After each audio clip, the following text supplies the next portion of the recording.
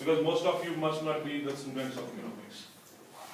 So I don't want it to be very antipathetic on you, and so I'm just giving a snapshot of the economy of India. We have 299.4 billion exports from India, and I am talking in US dollars. And what we export petroleum goods, precious stones, machinery, iron and steel, chemicals, vehicles and apparels. Now, 2-3 things I would like to discuss with you. Among that is, one is petroleum products. And when you see imports, even then you will see that crude oil is the main thing we import. And in exports we have written petroleum products. What it means, we get crude oil, we have our processes here, we refine the oil, and we refine it so well that it is acceptable to all international markets. And we further sell it out.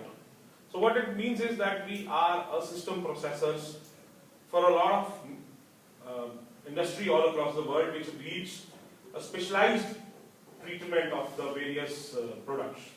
So there we come into the picture, and we get crude petrol from Saudi countries or from Middle East, converted into a product which is acceptable by international markets and exported back.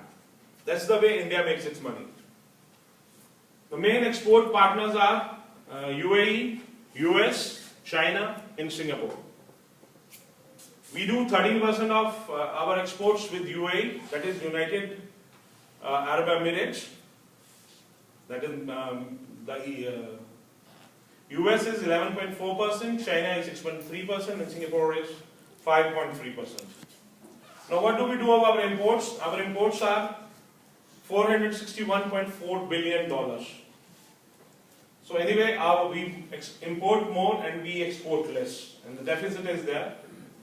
And the main things we import, the main import bill which goes is petroleum products, and the two is silver and gold. As I told you yesterday, Indians have got a huge infatuation for gold. So that's the main bill we have, where we spend most of our money. Main import partners, China, UAE, again, Saudi Arabia and Switzerland.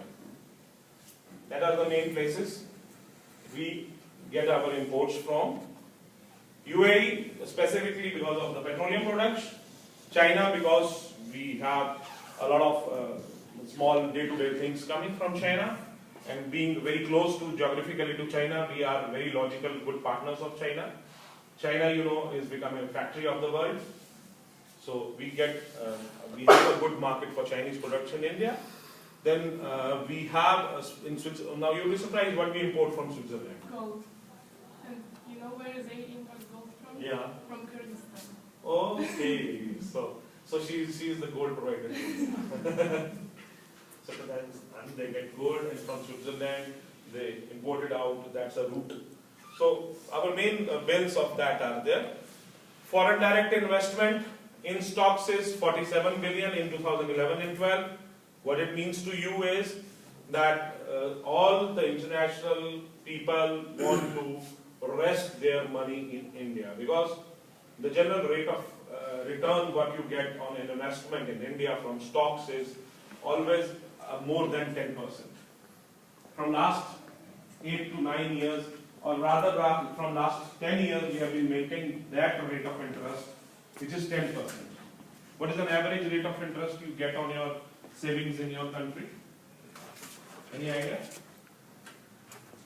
If you put your money in the bank, which of course you won't, 2 or 3%, you are very right. The average rate of interest what you get across all European nations or developed countries or even developing countries is not more than 2 to 3%. So 10% is a huge return, and it's very lucrative. So that's why the world parks its money in India. So we have some controls over it, otherwise we'll be flooded with foreign direct investment. The gross external debt is 289.7 billion till 31st December 2011. That's the total debt we have. So it's very meager in terms of the economy we run. $289.7 billion. If you really want to check out what is the impact of it, if you are not an economics student, very simple is that we have a gross external debt even less than our imports. And we have it equal less than our exports also. So any day we want to overcome our debt, just our 1 year's export can take it over. So that's the robust economy we have. And why you are having European crisis? Because this particular figure, that is 287.2, is less than our exports. There it is much larger than the exports and the total economy. So the pool is larger. The debt which is on why Greece is having a problem is, again, the debt is too big in that country. So that's what the problem has been arising. So we have been controlling it out. If we leave 2-3 products, mainly petroleum and gold and silver, then our deficit will come down in a huge way. So that means, in a way, we are an earning economy. We are not dependent on, yes? Okay. Although I'm not a student, Yeah, I know that. I am from Greece. One part of me is from Greece, and you mentioned about the Greek crisis. I have to correct you here. The fact is that the debt that the Greek economy has to the international banks and whatever is not that as big as the rest of the world thinks. The issue is that in reality, Greece is just, if I can say, a theater or a probe for the other countries. Spain and Italy is bigger problem for Europe because Spain and Italy is, if I'm not mistaken, 20 and 12% of Europe. And in Greece, what from the international banks trying to do is something like a game. We're trying an experiment in Greece. So if that experiment goes well, okay, let's do that in Spain and Italy. But if that experiment goes bad, we're not doing that. The case in Europe is not Greece. Greece is like 2%. 2%, if that goes like down, who cares about 2%? No one. But they care about Spain and Italy.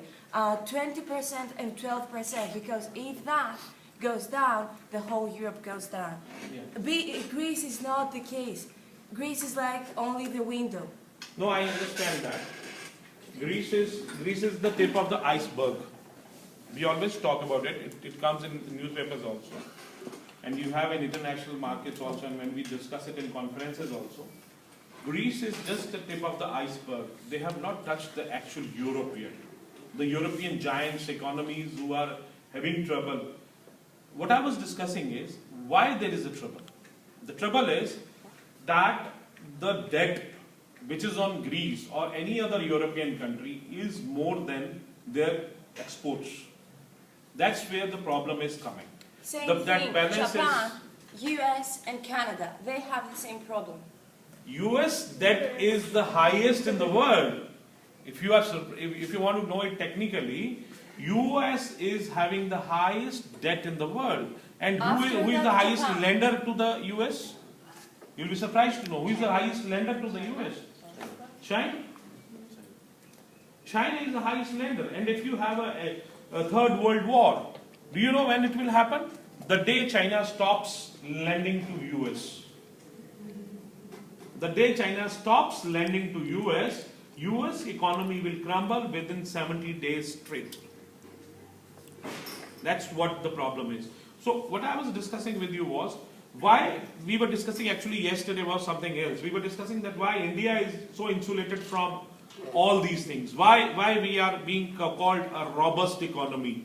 The idea why it was what we are very conservative economy. We don't experiment much with the outflows. So that's why we are considered to be conservative economy, and that's why we have that insulation from the world recessions. That's what the idea was. So this is a snapshot in a brief which will help you in actually having the data about the markets. Now I will talk about some sunshine sectors. I can't discuss every sector with you. We are short of time, we don't have large time with you, but I will discuss some sunshine sectors with you.